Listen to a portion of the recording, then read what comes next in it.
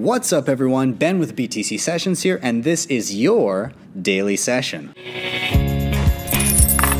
Hodl that Bitcoin. Before we dive into the news, just want to remind you guys really quickly, please do check out my website, btcsessions.ca. There you can book me for your own BTC session. You can learn about Bitcoin, wallets, proper security, really anything you need. If you just scroll down to the bottom, there will be a contact form that you can fill out to reach me directly. Beyond that, one other thing I wanted to mention today, I'm going to be at an event in Edmonton, Alberta on March 5th and 6th. It is put on by the Bitcoin Rodeo and is the Blockchain and Technology Symposium. The reason that I'm really excited about this is they've got a lot of great speakers from the industry that are going to be there. People like my boss, Francis Pouliot. We're going to have Savadine, the author of the Bitcoin Standard, which is my #1 favorite cryptocurrency related book. So I'm very excited to see him there. We're going to have Mauricio from Ledden, who I just had on the show talking about the Bitcoin backed loans that they're offering. Rodolfo Novak from OpenDime and Cold Card. So a lot of great people are going to be there. If you can make it, please head over to bitcoinrodeo.com. You can grab tickets there. Very, very affordable. And if you're going to be there, please do let me know in the comments down below because I'd love to meet you, have a beer, whatever. Anyways, let's dive into the news. Elon Musk has been relatively quiet on the cryptocurrency Bitcoin front. A lot of people always ask him, especially on social media, but he tends not to comment too much. But in a recent podcast with the investment firm ARK, he did give his thoughts on crypto and Bitcoin, and he said that it's really quite brilliant. So the quote here, he says, "It bypasses currency controls. Paper money is going away, and crypto is a far better way to transfer values than a piece of paper, that's for sure." Now, it wasn't all good that he cited. He did make reference to the fact that Bitcoin is very energy intensive when it comes to mining or creating it, and that Tesla is a company that aims to boost adoption of sustainable energy, so it doesn't quite jive with what he's trying to accomplish. That said, I will push back a little bit and say that when you look at the bigger picture, is Bitcoin energy intensive? I suppose it depends on how you measure that, because if you take a step back and look at the entire banking sector and the massive skyscrapers and the millions of employees and their commutes to and forth from work, and the fact that fractional reserve banking and central banks that just print money like nothing contribute to and fund wars around the planet, then really you start to see that maybe an energy-intensive blockchain solution like Bitcoin is not so bad after all for the planet. But that's just me. Let's move on to the next bit of news, which is that Binance has officially launched the testnet of its decentralized crypto exchange, or its DEX. Now, this DEX is open to the public to be able to be used for testing.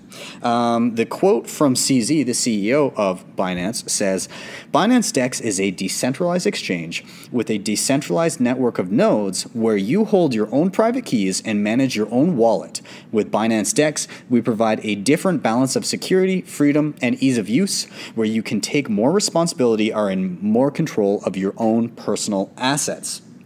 Now, it should be noted that support for the Binance DEX will include support for separate decentralized, we'll call it software and hardware wallets. So two examples of this would be Trust Wallet, which Binance did buy the rights to just recently as last year, and Ledger. Ledger will work with this. So good news for people that really like to hold their private keys.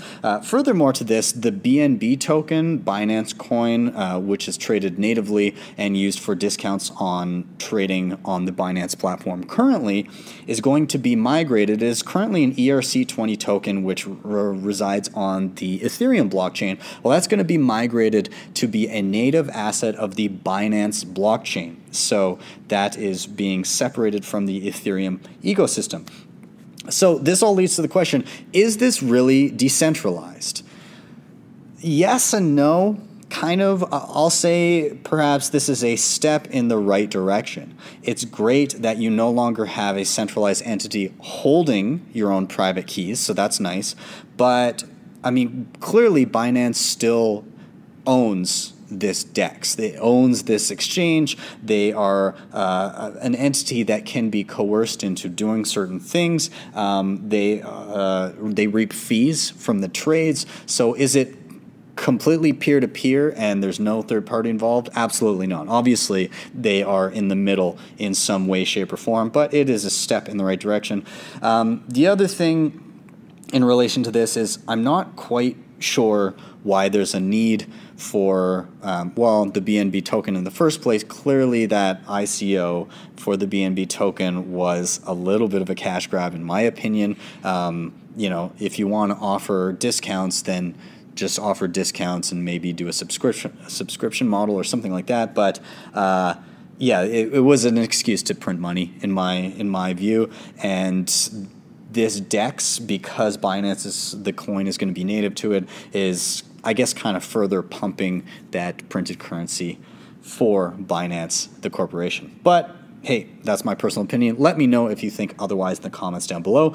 Let's dive into the next little bit of news here. Now, Coinbase is getting a lot of flack here recently for a lot of different things. I touched on the other day how they released for their wallet, they just added Bitcoin for their wallet where you hold your own private keys. So they had supported a bunch of other coins and waited for a while to add Bitcoin, which was kind of ridiculous. Then they started offering cloud services to store your private keys, even though they are encrypted. That's kind of ridiculous. It's as scary as encrypting your private keys and putting them on Google Drive, which don't do that. Not a good idea. Well, in the latest news, they've acquired something called Neutrino. Now, this is a blockchain analytics company. They say they want to use it to enhance compliance using blockchain analytics to identify illegal activity. So the actual quote here, they say, blockchain intelligence is increasingly important in the crypto ecosystem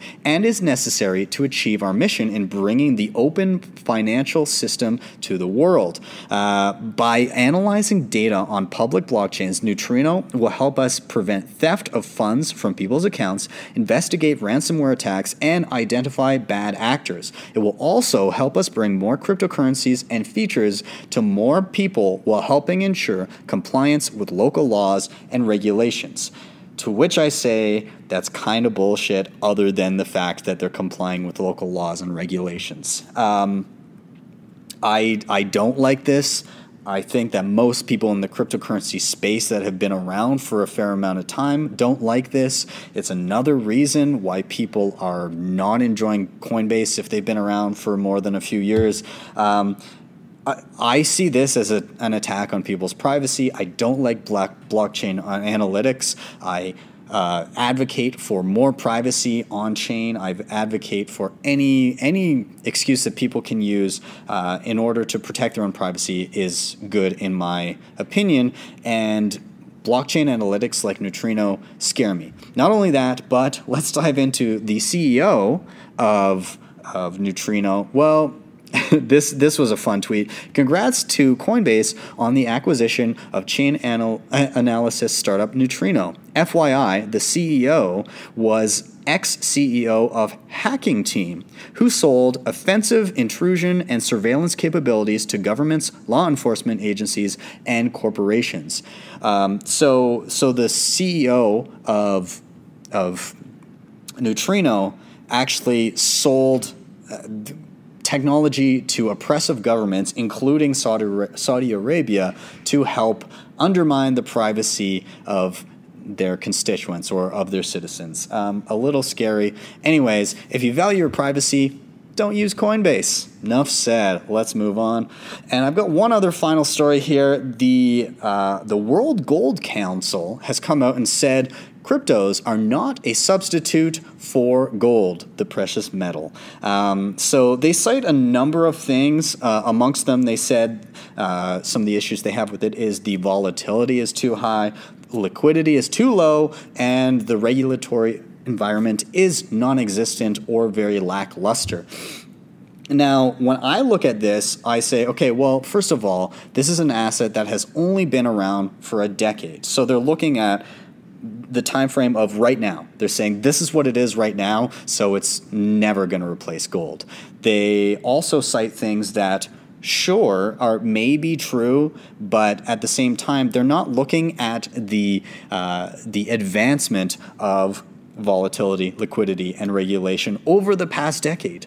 They've come leaps and bounds. Volatility on Bitcoin has continued to go down over time. Sure, we still have manias and we still have crashes, but those are getting less and less intense. Liquidity is going up. Regulation is coming. People are working on all of this. It's only 10 years in, and to me, when I look at this, it comes off defensive. It comes off like it's an industry looking at what is next and not wanting to acknowledge it, or acknowledging it in a way that says we're still relevant. And will they still be relevant in another 10 years? We'll see. This, to me, seems like a horse and buggy seller trying to claim that cars will never be a replacement for the horse and buggy. So, we'll see, right? Time will tell. But anyways, guys, I'm going to cap it there. Let me know what you thought about all of this in the comments down below. Also, if you're watching this after the fact, please do hit that notification bell if you'd like to partake in the live chat. From now on, you'll get a notification about whenever a show is about to be live. I am always in that chat box, hitting up everybody that's there, saying hello, answering any questions. So please do that. Also, hit up my website, and don't forget to check out the Bitcoin Rodeo at bitcoinrodeo.com. I really hope to see some of you guys there. But until next time, I will see you tomorrow for your daily session.